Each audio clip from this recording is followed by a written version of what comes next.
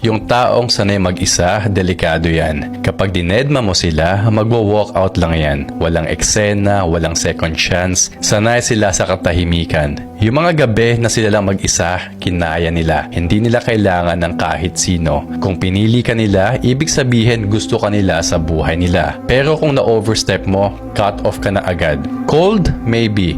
Pero ang totoo, may boundaries sila at hindi sila natatakot gamitin yon. Try mo silang i-manipulate, threaten na aalis ka, bubuksan pa nila yung pinto para sa'yo. Hindi dahil sa wala silang pakialam, kundi kasi hindi nila kailangan habulin yung mga taong hindi para sa kanila. Kasi alam nila, better to lose a person than to lose yourself. Hindi sila nag-chase, hindi sila nang hihingi. Pinapangalagaan nila ang peace of mind nila. Dahil pinaglaban nila to ng matagal na panahon. At kapag ang tao ay kontento na sa sarili niya, wala kang magagawa. Wala kang power sa taong buo na mag-isa pa lang. Hindi sila natatakot maging mag-isa. Pinapahalagahan nila yan. Marami na silang pinagdaanan at nalampasan. Hindi sila bitter. Totoo lang sila sa sarili nila. Kasi kapag pinili ng tao ang respeto sa sarili kaysa sa drama at gulo, kapag pinili niya ang peace kaysa sa toxic na companionship, that person becomes powerful and dangerous.